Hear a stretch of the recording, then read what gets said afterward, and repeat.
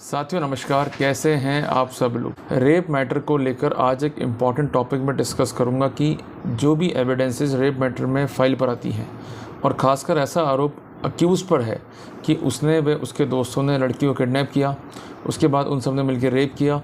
और जब आई विटनेस या सो कॉल्ड पर्सन फाइल पर आते हैं और उनकी बयानों में जो है विरोधाभास हैं, तो उसका क्या फ़ायदा जो है अक्यूज़ पक्ष को मिल सकता है।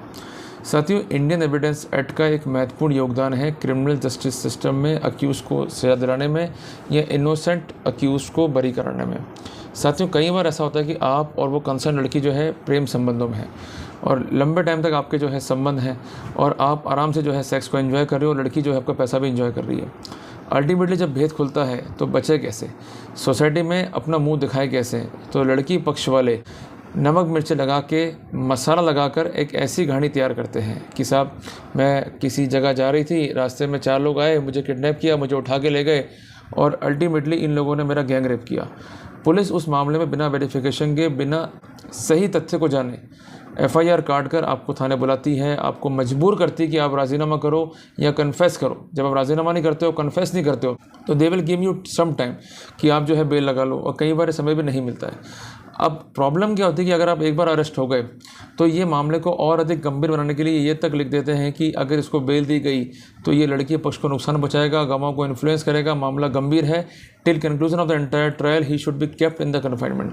और कई बार कोर्ट मामले गंभीरता को देखते हुए आपको बेल तक नहीं देती है। तो साथियों, मोटी मोटी बात है कि जब रेप मैटर्स को हम कंटेस्ट कर रहे हैं जिसमें एब्डक्शन या किडनैपिंग या सामान्य मारपीट के आरोप भी हैं, तो उसे हम कैसे कंटेस्ट करें, क्या क्या बातों को हमें ध्यान में रखना चाहिए। और एक ऐसा केस उसी फैक्ट्स पर जो है मैं डिस्कस करूंगा जहां पर लड़के को जो है सफलता मिली। उसने ना केवल आई विटनेस को जो है थ्रो आउट किया, इसके अलावा उसने ये साबित कर दिया कि it was not a kidnapping, it was not a rape, it was a consensual sex. तो कुल मिला के जो भी तथ्य थे, परिस्थितियाँ थी, उससे हमें अवगत होना होगा।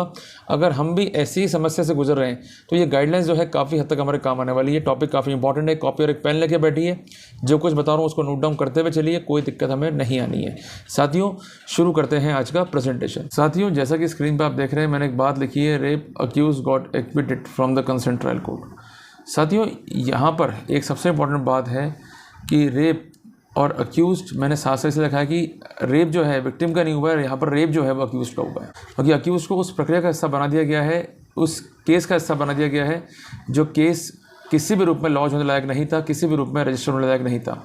केवल सामान्य आरोप लगा के साहब इसने किडनैपिंग किया, इसने रेप कर लिया, ये आरोप लगाकर जो है अक्यूज्ड को यहाँ पर प्रोसिक्यूट किया गया और अल्टीमेटली कोशिश करी प्रोसिक्यूशन ने कि he has to be convicted from the consent trial court. साथियों, यहाँ पर जजमेंट जो है ये honourable Jammu Kashmir high court का है। यहाँ पर एक्विटल का केस जो है स्टेट हाई कोर्ट में गया था।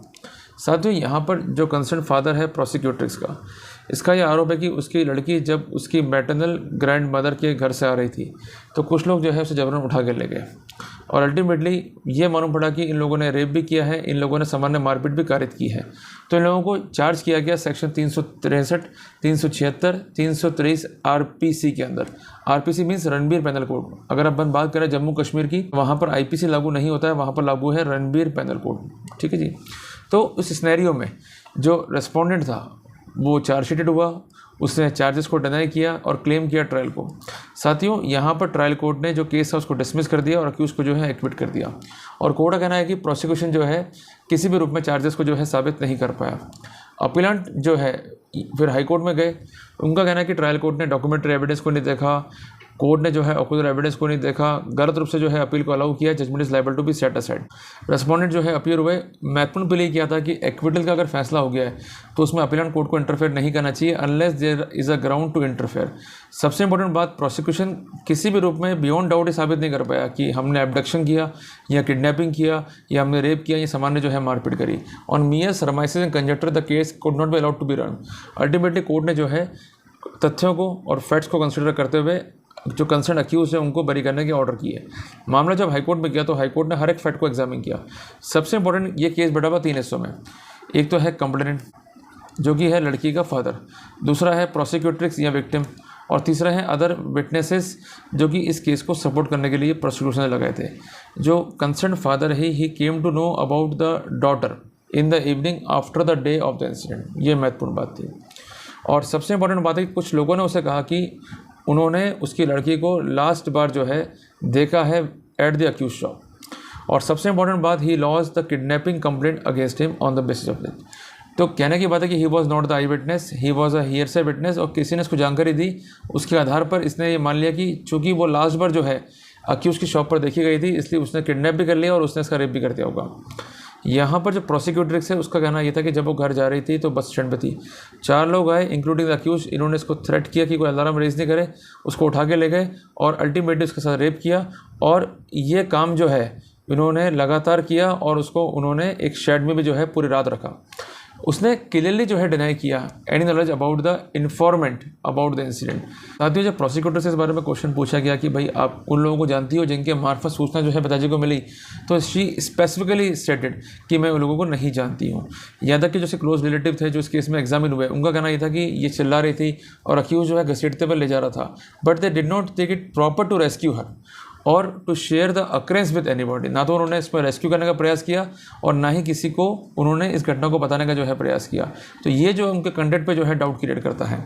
कोर्ट ने ऑब्जर्व किया कि जो स्टेटमेंट है it is unnatural as far as fact and circumstances are concern.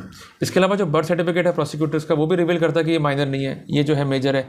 और जो कंसर्न गायनेकोलॉजिस्ट जो इस केस में एग्जामिन हुआ, उसने कोई भी मार्क वायलेंस के जो है एग्जामिन नहीं करे। इवन वो कहना कि प्राइवेट पार्ट्स पर भी कोई मार्क जो है वायलेंस के नहीं पाए गए। और जो लेबोरेटरी रिपोर्ट थी उसमें ये स्पेसिफिक हुआ, it means male sex cell जो कि कैरी करते हैं मेंस जेनेटिक मटेरियल को, या तो सर्वाइविंग या डेड जो है कंसर्न लेडी की बॉडी पर नहीं पाए गए। साथियों, कोर्ट ने कहा कि प्रोसिक्यूशन को अपना केस जो है साबित करना है बियॉन्ड डाउट, खासकर इस पर्सपेक्टिव में कि वो माइनर थी और कंसेंशुअल मैटर नहीं था। साथियों, जो भी स्टेटमेंट फाइल पर है ना केवल उसमें विरोधाभास है, अपितु उनका कंडक्ट जो है वो अननेचुरल है।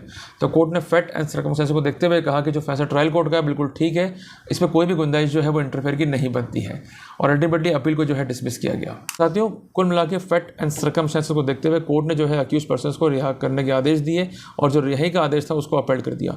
तो कहने की बात है कि जब भी आप रेप केस को कंटेस्ट कर रहे हो, सबसे पहले जो प्रोसिक्यूटर है उसका स्टेटमेंट, इसके अलावा उसकी बॉडी में कोई इंजरी है या नहीं है उसको काफ़ी हद तक जो है आपको इसको एग्जामिन करना है। और सबसे इंपॉर्टेंट बात, जिसने एफआईआर काटी है उसको सूचना कहाँ से मिली है, अगर वो गैप जो है टूट रहा है तो उस पर भी जो है आपको जोर देना है।